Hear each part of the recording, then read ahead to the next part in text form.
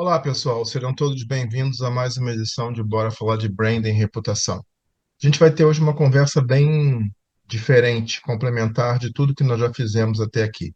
Nós vamos conversar com Daniel Skoromsky, ele é o CEO da Knitting Branding. É interessante porque a gente vai falar sobre a junção, o alinhamento entre branding e arquitetura. Como eu sempre falo aqui no Bora Falar de Branding e Reputação, nós procuramos entender todo o ecossistema que envolve gestão de marcas. E uma delas é a arquitetura. Com certeza, né? Se eu tenho prédios, se eu sou uma agência bancária, se eu sou um banco e tenho agência bancária, se eu sou, sei lá, uma empresa que tem intervenções urbanas, a arquitetura me faz muito sentido na construção da minha marca. Então a gente vai conversar um pouquinho com o Daniel, como eu disse, ele é CEO da Knitting Branding, ele tem mais de 25 anos de experiência no mercado, na gestão de marca em setores diversos, como moda, mobilidade, calçadista, financeiro, bebida, alimento, então ele tem uma vasta experiência em comunicação, em planejamento como agência de comunicação, mas agora também tem esse olhar sobre arquitetura, e em particular, um estudo que ele fez sobre Zurich.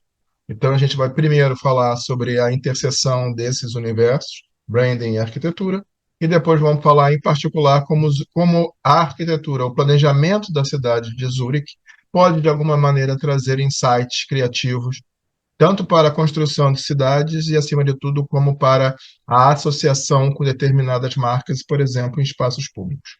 Então, essa é a gravação de número 102 do Bora Falar de Branding e Reputação.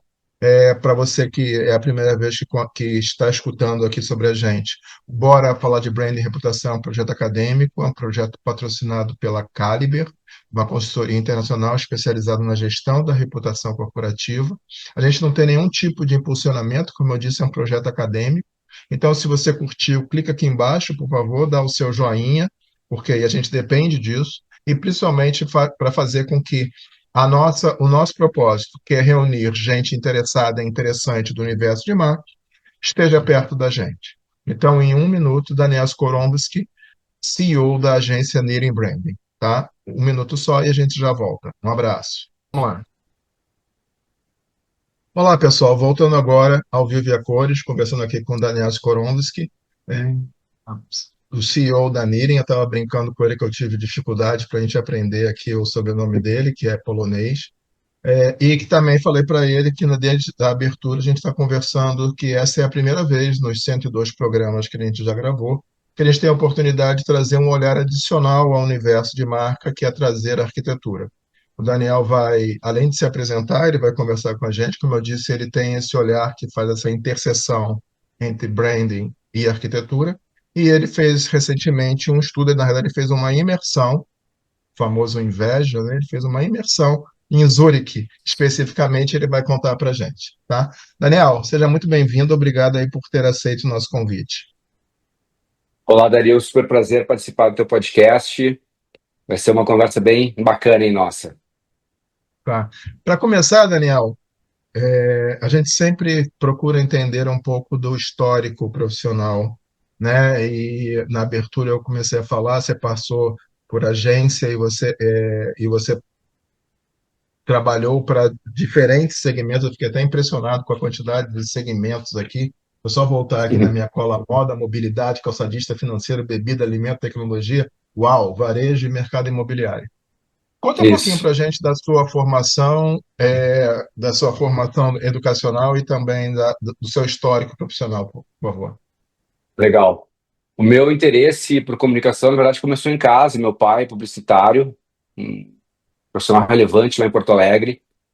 Eu cresci dentro de agência e assistindo filme de Cannes, jogando bola dentro de agência. Então, foi um ambiente que me inspirou muito para seguir nessa carreira. Eu me formei na Famecos, na PUC, em Porto Alegre. Depois fiz alguns cursos de especialização em marketing, fiz planejamento na SPM no Bootcamp. As empresas que eu fundei foram uma agência, eu fundei uma agência. Depois, em 2008, fundei uma outra agência digital, naquele boom das agências de search marketing, uma época super relevante para esse negócio.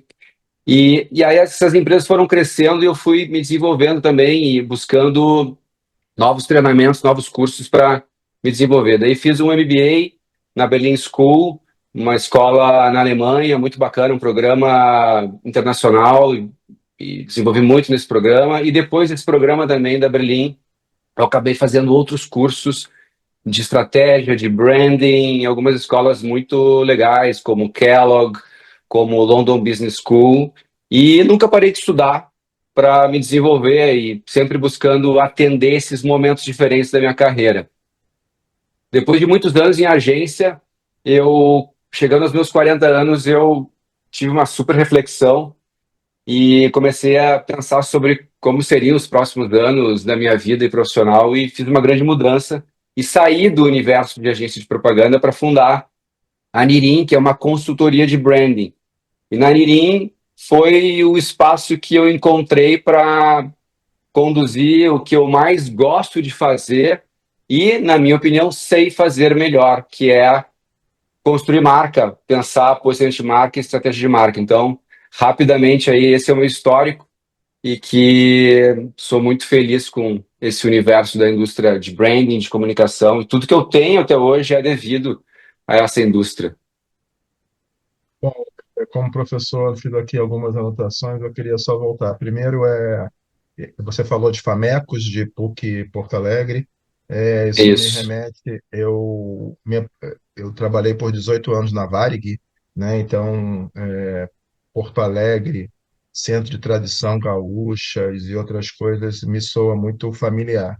E também a PUC de Porto Alegre, Rio Grande do Sul, é uma referência em escola de comunicação e marketing. Então, se alguém total. da Rosângela Florczak, por exemplo, que é da PUC, estiver nos assistindo, um grande abraço. Segundo, você falou, pô, eu cresci dentro de uma agência, né, jogando bola e tudo. Isso é uma coisa, eu não tive isso, mas isso é uma coisa bem legal quando eu vejo filhos seguindo carreira do pai, né? Eu acho Sim, isso bonito, seja um é advogado, um bonito. médico, um publicitário, eu acho isso bonito. É porque naquela família o DNA foi passando de geração para geração, então é bem louvável. O terceiro é o seu encanto, né, a sua determinação do lifelong learning, de aprender sempre. E aí você falou escolas de primeira linha também devem ter sido fundamentais dentro desse seu processo de evolução profissional e tudo mais. E para terminar, dentro das minhas reflexões do que você começou dizendo, já vi que a gente se conheceu agora, mas a gente tem uma paixão em comum, que é a construção de marca.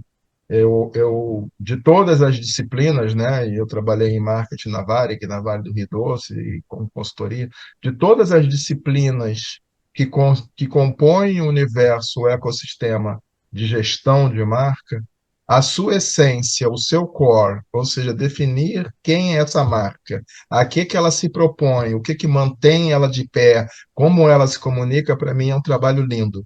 Ele é um trabalho único. É Concordo. quase igual fazer nascer um filho, porque ele de alguma maneira você coloca uma nova alma corporativa no mundo, né? Então temos essa paixão em comum. Super, total.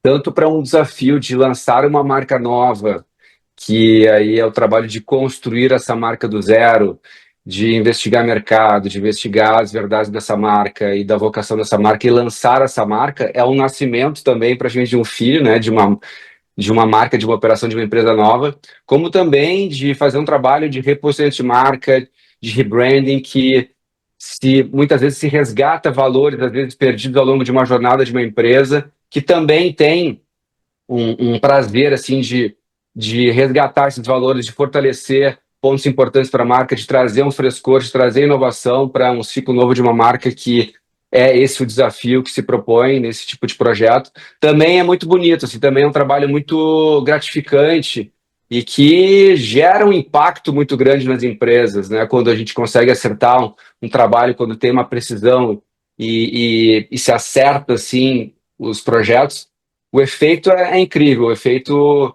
muitas vezes intangível, ele é, na prática, impressionante, assim, o resultado que realmente acontece com os projetos. Então, essa gratificação de ver depois o projeto ganhando vida e rodando também é uma parte muito legal dessa iniciativa de se envolver na construção de marcas. Legal. Eu confesso que não, na minha pesquisa prévia, eu não vi. Quando é que é esse corte temporal que você disse que fez uma reflexão aos 40 anos Sim, e é. criou a Nirin? Quando é que a Nirin foi fundada? A Nirim foi fundada em 2020, Pa- eu não diria no Pandemia. auge da pandemia, no auge, mas no início da pandemia, janeiro de 20, mas a minha reflexão começou, ou seja, temos quase aí 6 anos, isso, eu tinha 44 anos, então em 40 anos, aquela reflexão, metade da vida, eu comecei a refletir sobre o futuro, né, pessoal, profissional, e demorou um tempinho para me organizar, para fazer um movimento de sair da agência na qual eu tinha fundado também, e iniciar esse desafio novo com um frio na barriga, sempre é um frio na barriga, empreender um negócio novo e com uma proposta de valor nova, com um modelo de negócio novo, onde uma consultoria você não tem de forma geral aquele FII recorrente que uma agência de comunicação tem, né? O FII, o modelo de FII que sustenta a continuidade da remuneração da agência com os diferentes clientes. O modelo de consultoria são projetos, e sim, tem alguns FIIs também,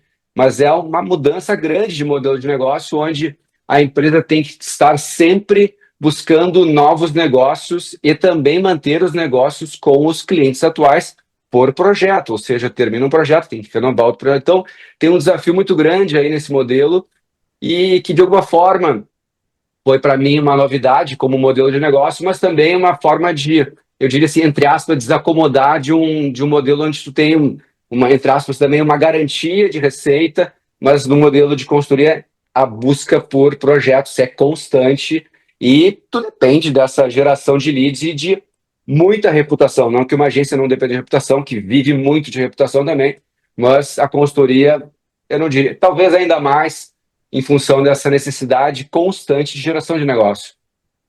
Eu sei bem o que é isso. Tem toda hora que está se reinventando.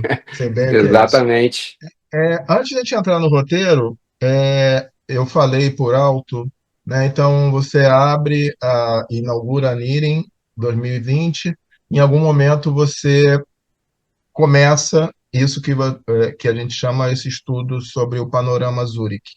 Então, até para a gente começar depois a conversar Tá, especificamente, acho que vale a pena conceituar do que a gente está falando. legal.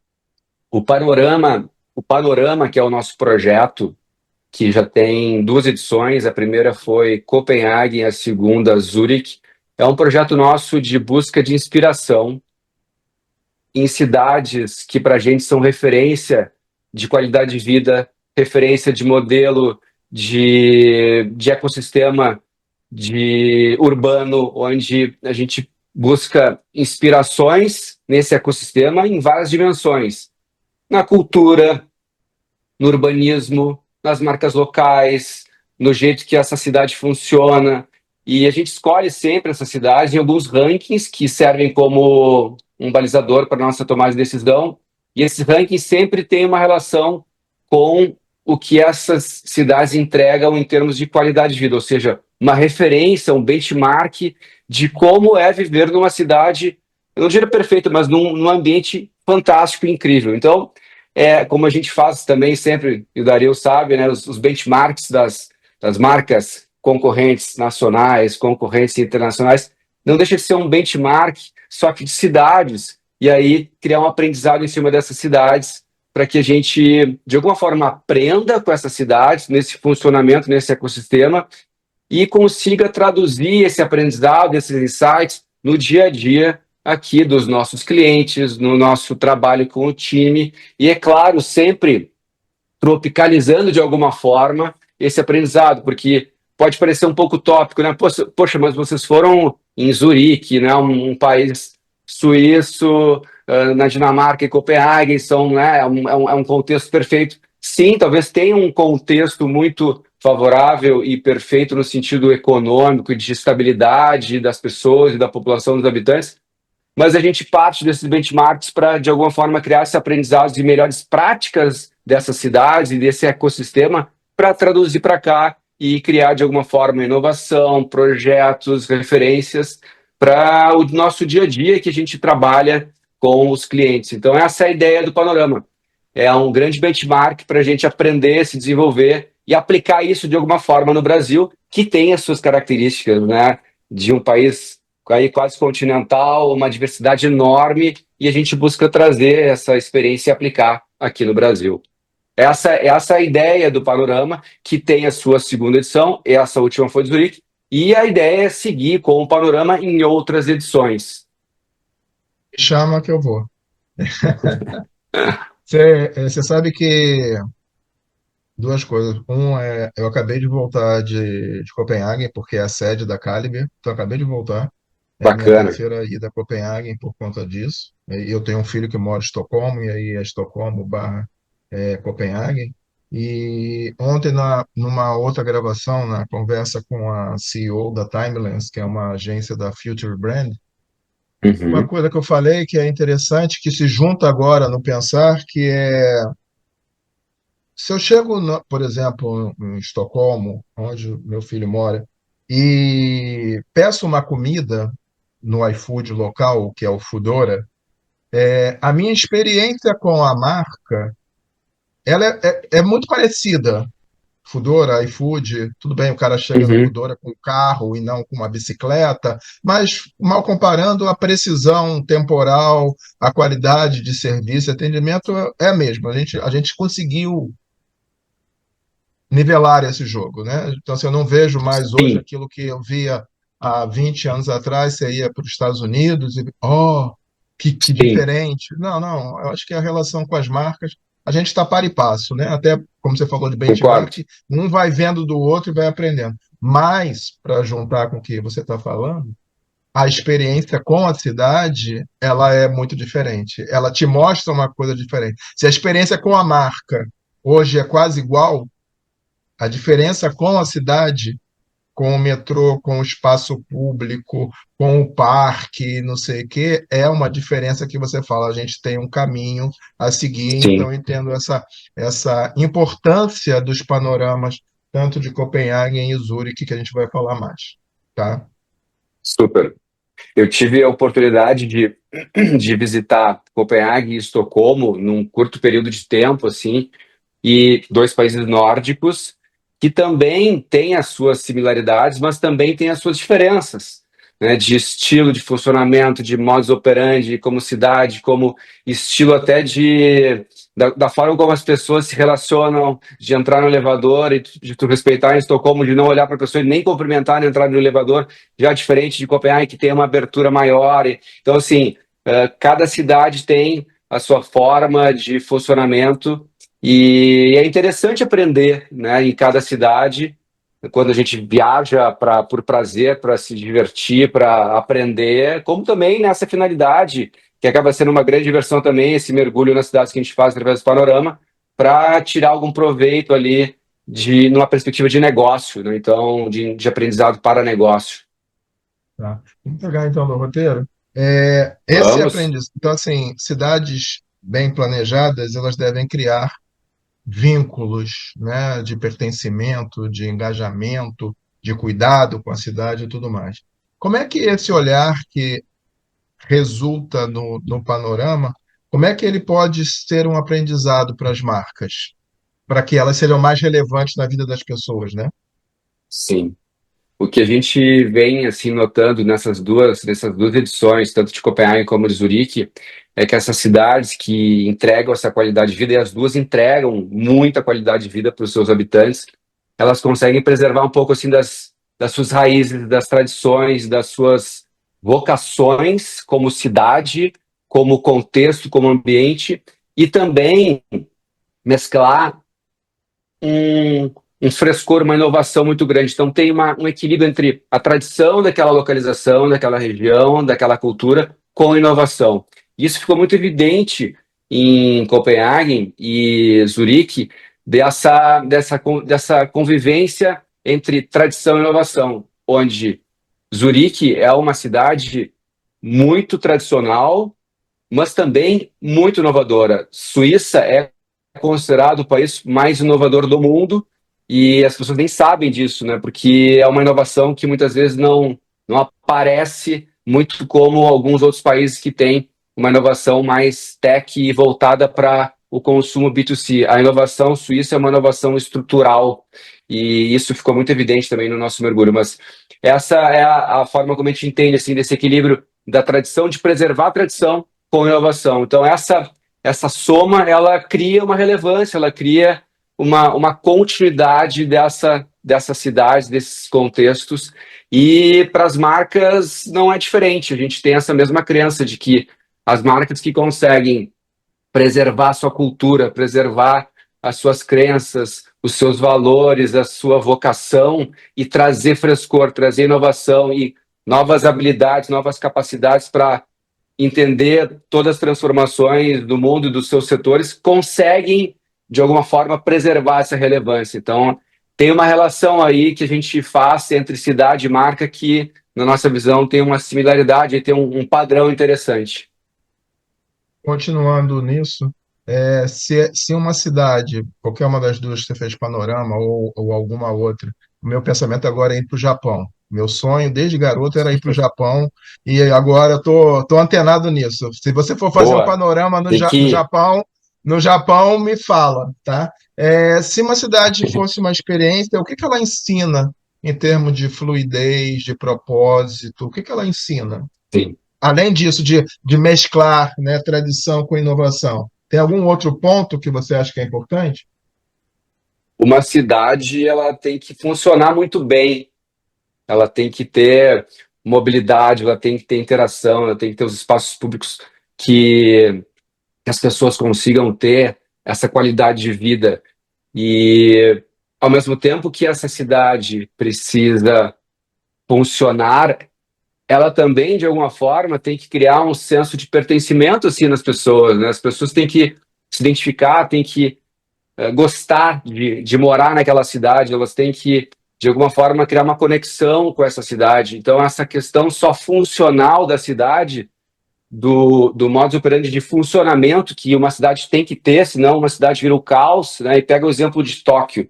Tóquio é uma cidade de 40 milhões de habitantes e a cidade é um relógio. A cidade funciona de uma forma muito harmônica, coerente, silenciosa e é impecável nesse sentido.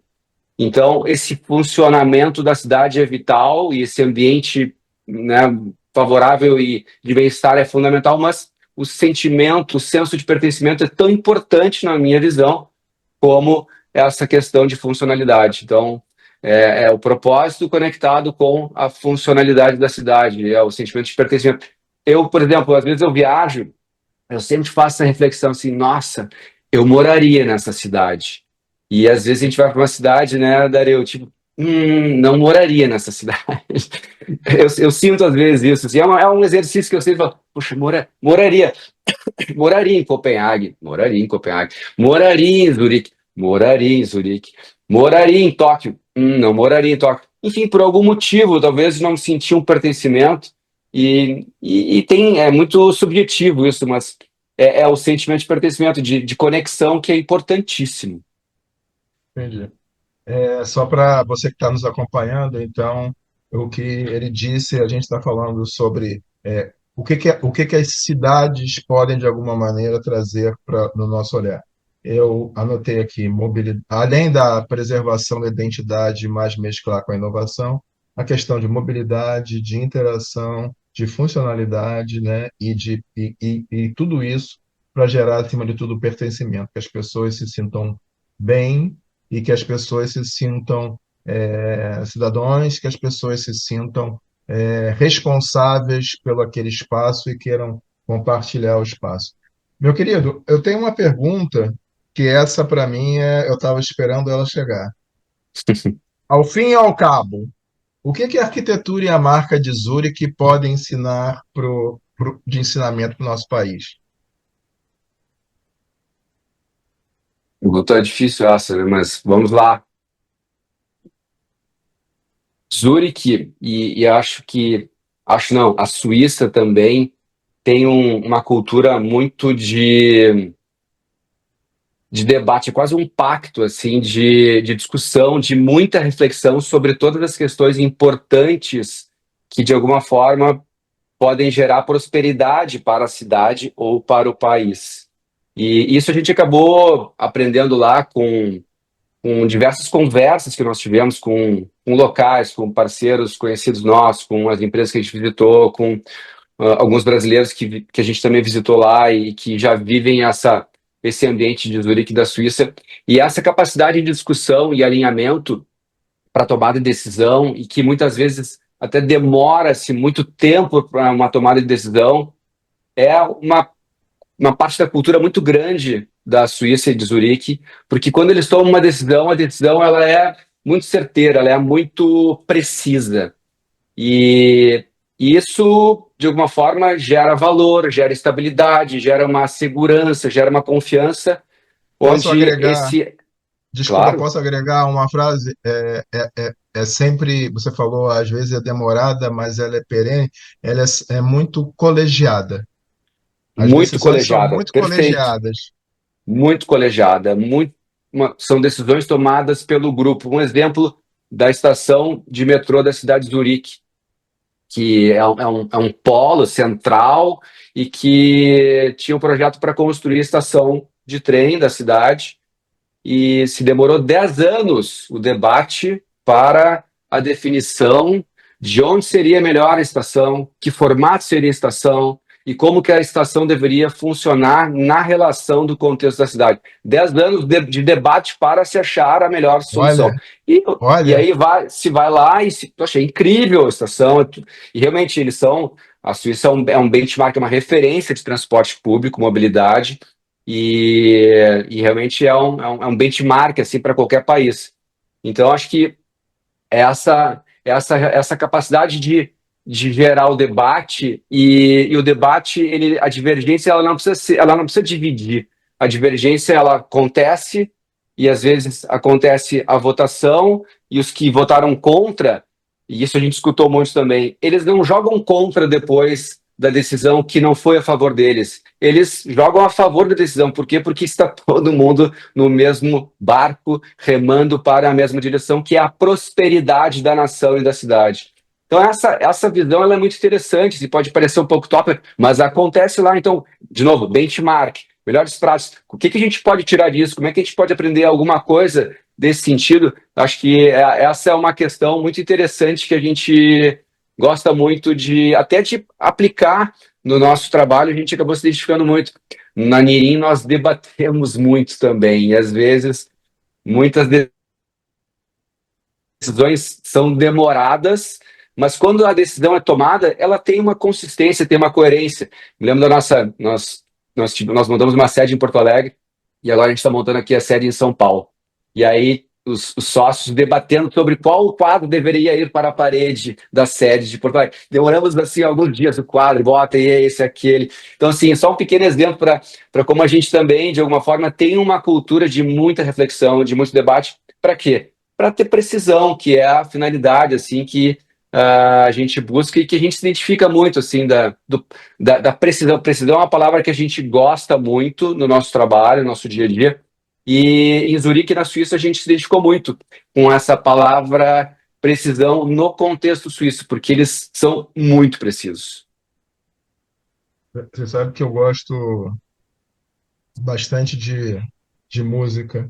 E aí você falando sobre o tempo, né, dez anos para decidir, e quando decide, todo mundo tá junto e ninguém rema para trás.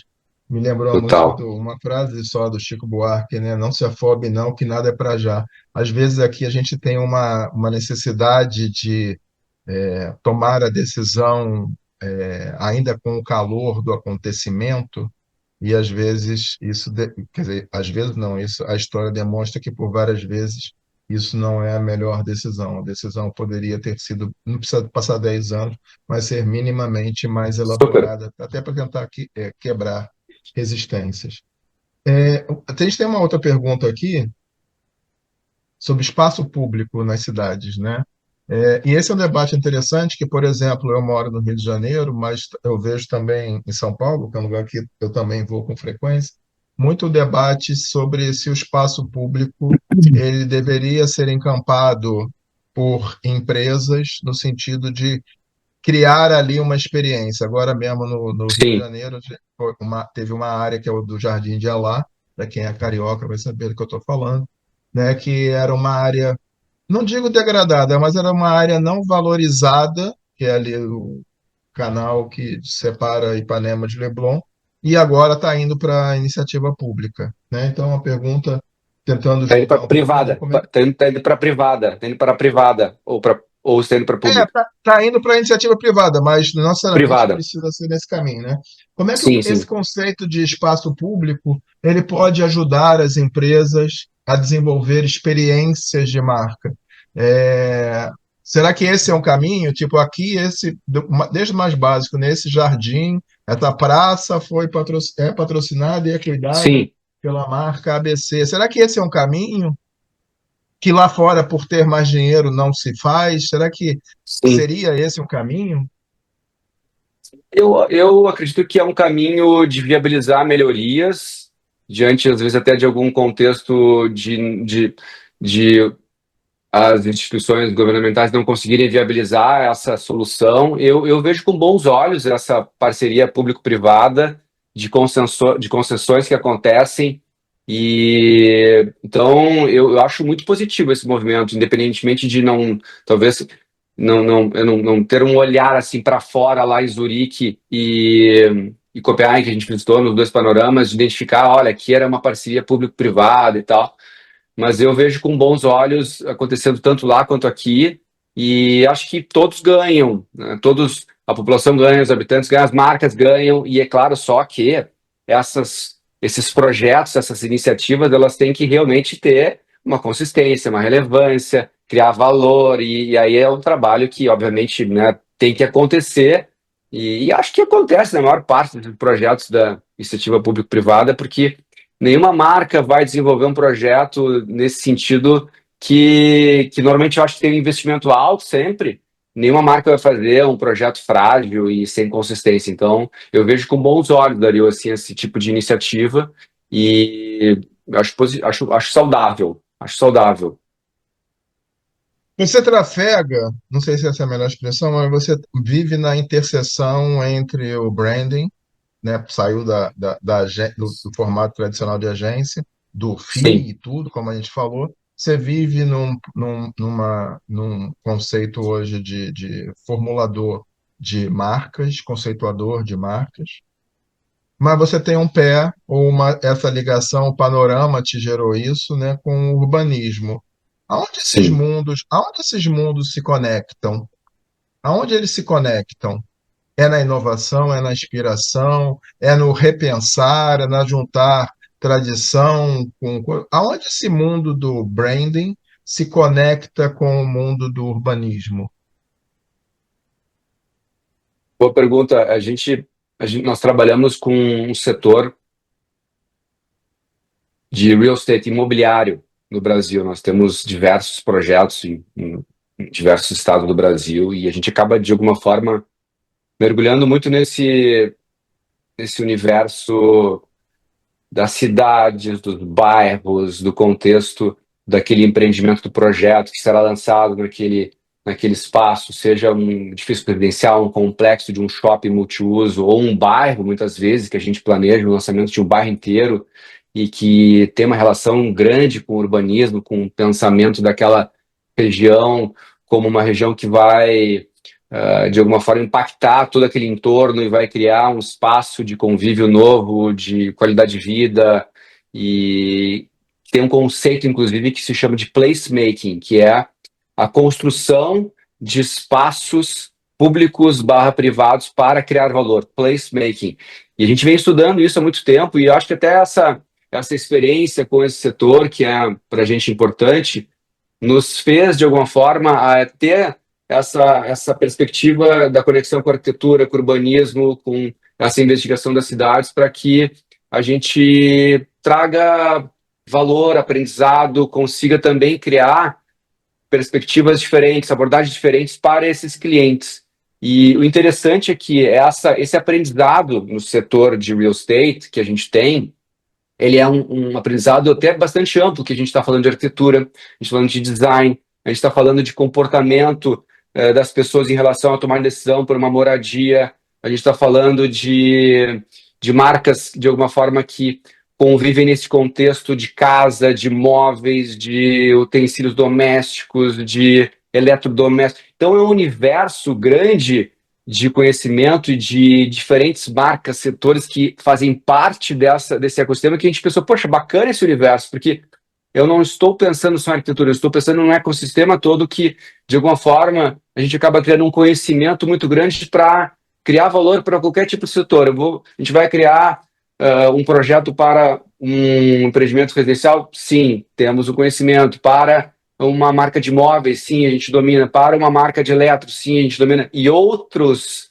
setores que estão orbitando nesse universo que, de alguma forma, a gente cria esse know-how e essa curadoria de referências de marcas, tanto do Brasil e de fora, que essa soma toda cria um valor muito único. E é o que a gente vem fazendo, claro que para isso mais focado para esse setor, mas acaba com que esse aprendizado também crie valor para outros setores, como, por exemplo, automotivo, que tem uma conexão carro com casa.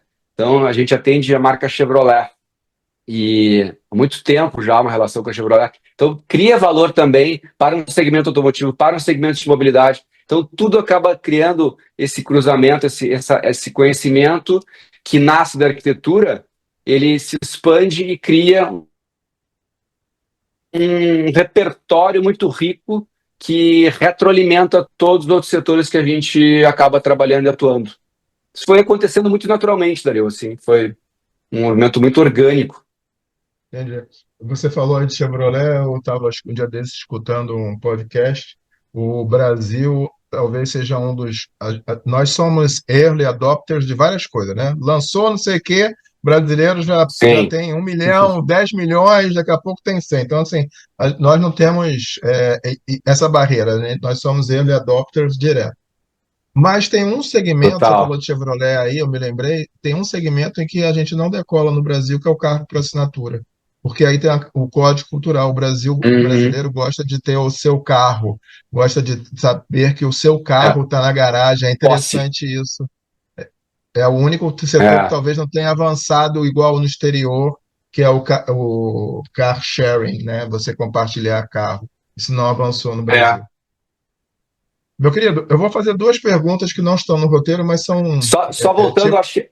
Só voltando, desculpa te claro. interromper, mas só voltando, eu acho que talvez porque o carro no Brasil, e não que não tenha em outros países, talvez, mas desses países mais desenvolvidos, talvez tenham, assim, que o carro tem um símbolo de status no Brasil muito grande, né?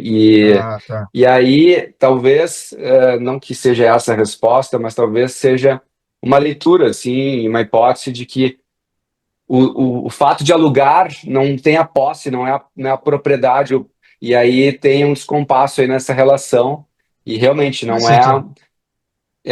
não é uma relação de comportamento de consumo que acontece aqui, não. Entendi.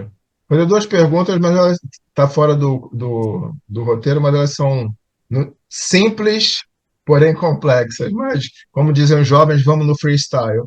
Uma coisa simples, assim, em tempos de inteligência artificial, como é que você. E eu, de novo, né, a gente conversa com muita gente.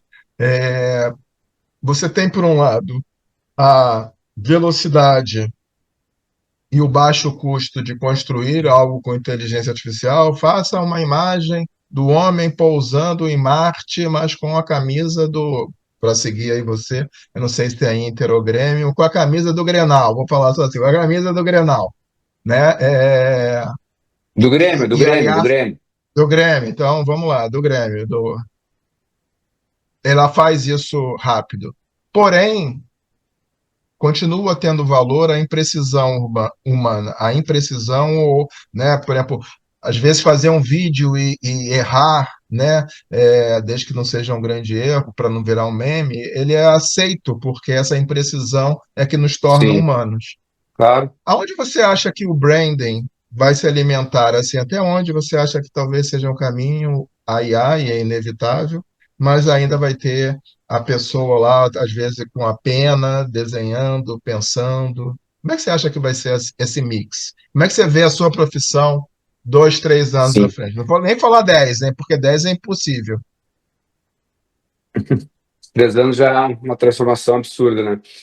A gente vem trabalhando bastante com IA no nosso dia a dia e fazendo com que toda a empresa, que todo o time acabe tendo vários treinamentos e não só os treinamentos, mas também a utilização das ferramentas para aumentar a produtividade, para facilitar o trabalho, para criar perspectivas diferentes, ganhar tempo, mas a gente enxerga muito como uma grande ferramenta que ela é complementar ao talento humano pegando o teu exemplo de fazer, não que a gente vai fazer o desenho na pena, mas dessa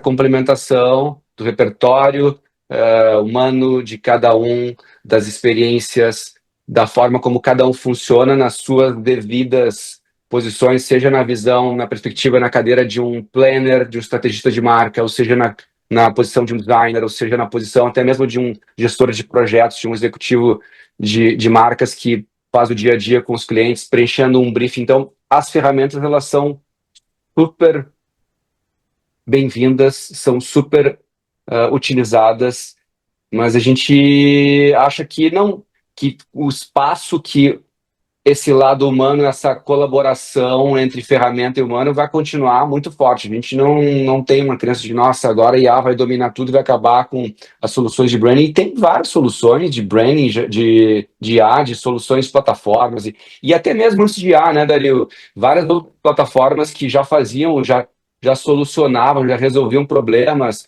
o Canva e várias outras ferramentas que, de alguma forma, resolviam, talvez não sem tanta velocidade como o IA tem hoje, novas ferramentas oferecendo a velocidade que IA entrega, mas a gente não vê essa separação, assim, pelo menos no nosso trabalho, na nossa visão, que IA vai utilizar aí 90% do nosso tempo, da nossa energia para resolver os trabalhos. A gente tem um equilíbrio maior aí de, de braço e tecnologia. Então, é a nossa visão. Assim, eu tenho utilizado diariamente muitos projetos e ajuda muito. É tempo, é abrir frentes novas, perspectivas novas.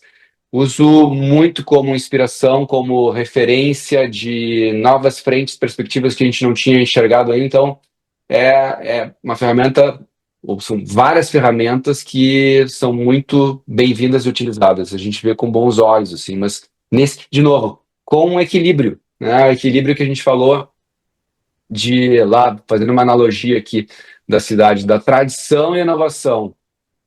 E aqui, de novo, aqui é a inovação com a tradição sendo talvez aqui o lado mais humano, sendo complementar com a tecnologia, com a inovação. Então, é uma combinação que a gente enxerga que ela tem um valor. Se combinado, tem um valor muito grande.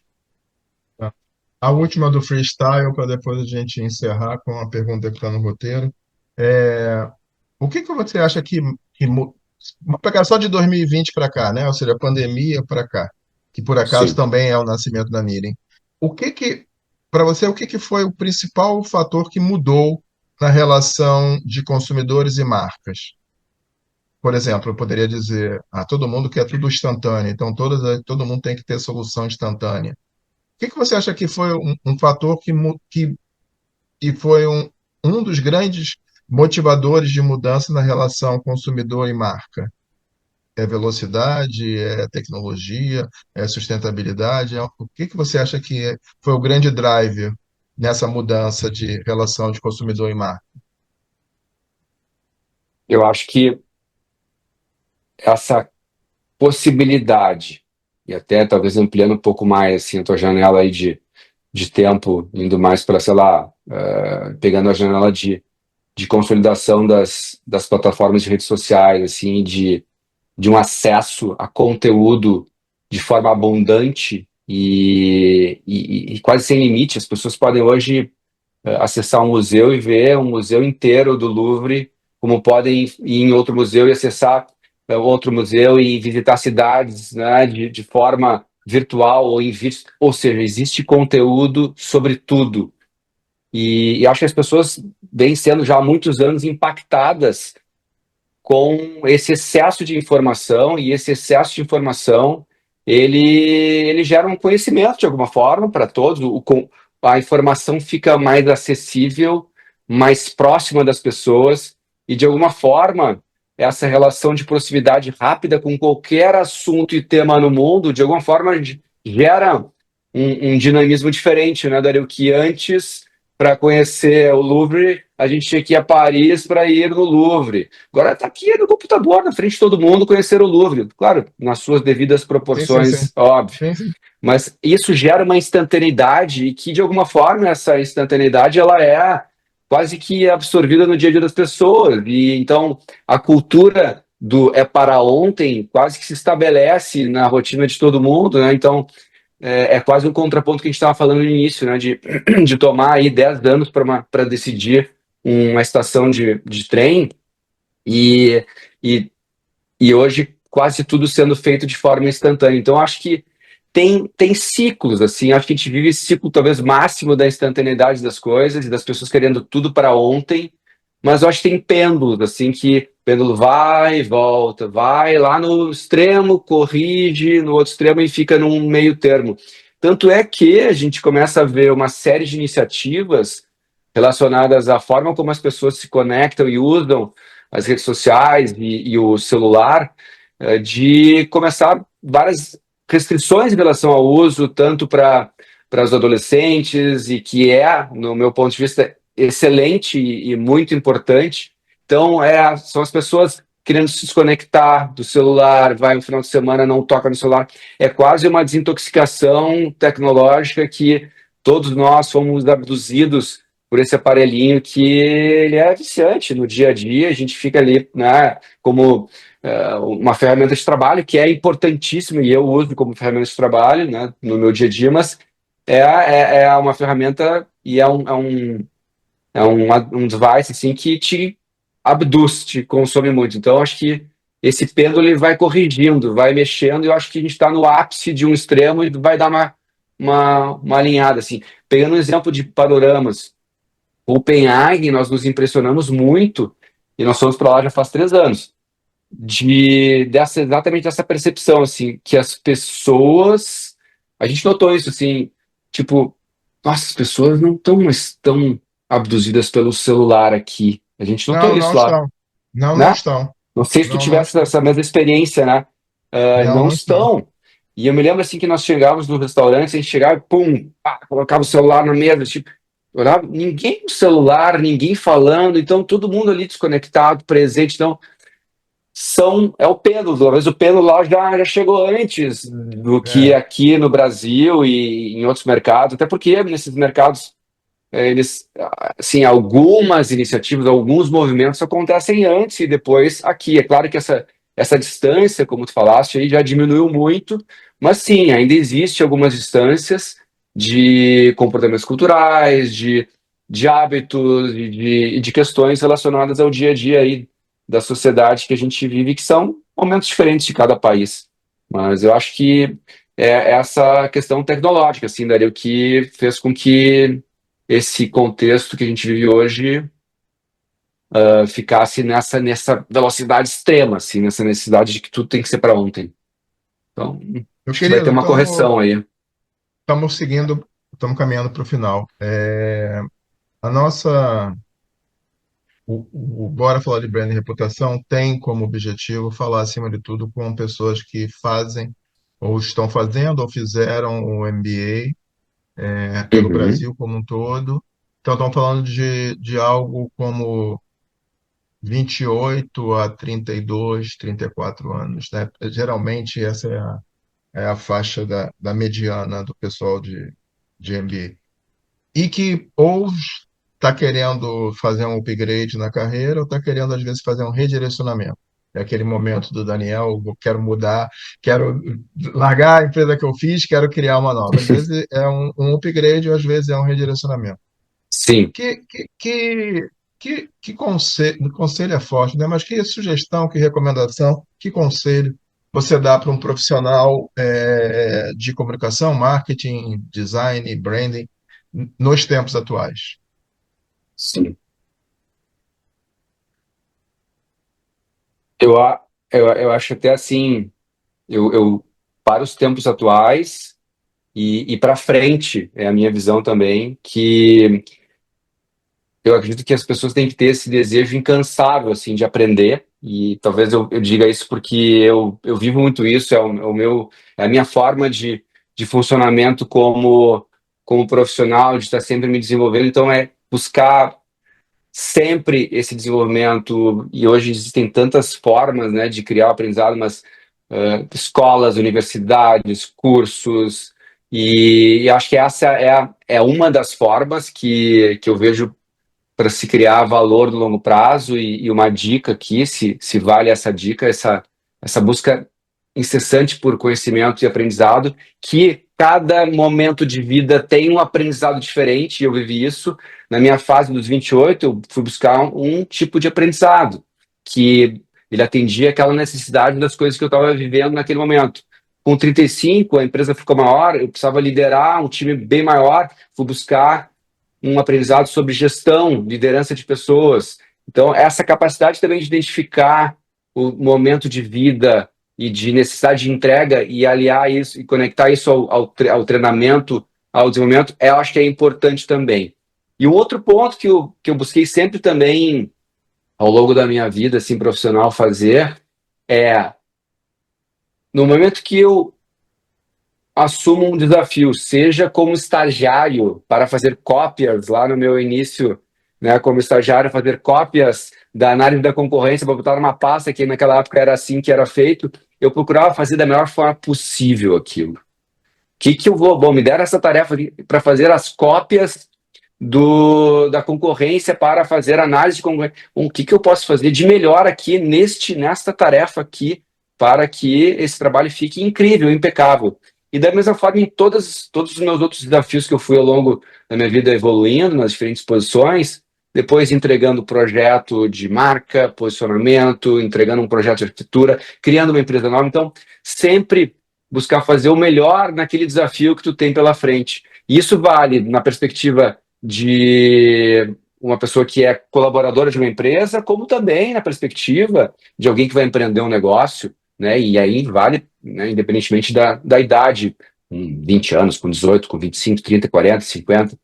Mas aqui a minha dica é: todo desafio que você pegar, tente fazer o melhor possível naquele desafio para que alguém que vá te colocar numa posição de avanço na carreira, vai perceber, poxa, esse cara, né, fez um trabalho incrível com aquela tarefa, é legal. Da mesma forma, na perspectiva de empresário, os clientes te reconhecendo do trabalho impecável que você faz para os clientes. Então, essa é uma combinação assim que eu sempre busquei ter, esse desenvolvimento constante na carreira de busca de aprendizado, e sempre nos desafios que eu assumi, cara, eu tenho que pegar a melhor referência, tenho que aprender, né, no melhor benchmark, como é feito, como é melhor, para entregar dentro do possível e das minhas habilidades, o que eu posso fazer de melhor. Então, acho que essa combinação aí é uma combinação que, para mim, vem sendo legal, assim, como profissional, e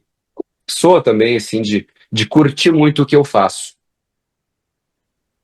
Isso me soa também muito familiar, assim, eu também sempre procurei dar o melhor de mim, mesmo que a tarefa seja, vamos dizer, aos olhos, né, de um iniciante seja pequena, mas eu estudei tanto para isso, não importa, né? Você começa, você vai mostrar valor e naturalmente a janela se abre. Daniel, eu queria te agradecer muito.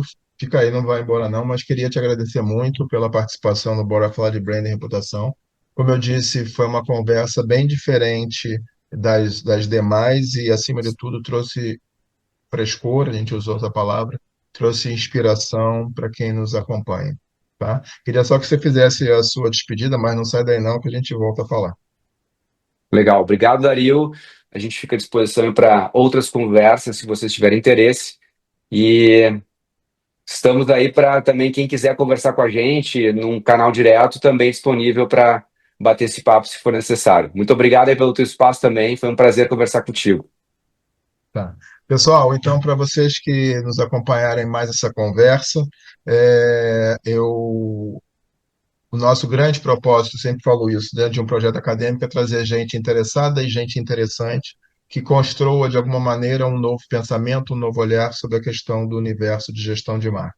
Esse é o nosso principal objetivo e a gente acha que ao longo dessas 102 conversas, o Daniel é a conversa de número 102, a gente tem se renovado para conseguir trazer esse frescor de pensamento. Então, se você curtiu o Bora dá o ok aqui embaixo, porque isso é importante para a gente não ter nenhum tipo de impulsionamento. E, principalmente, recomende para quem você entenda que essa, qualquer outra conversa do Bora Falar de Branding, ela traga conhecimento para alguém que você conheça. Então, a gente se despede aqui e até o próximo Bora Falar de Branding e Reputação. Um abraço, tudo de bom.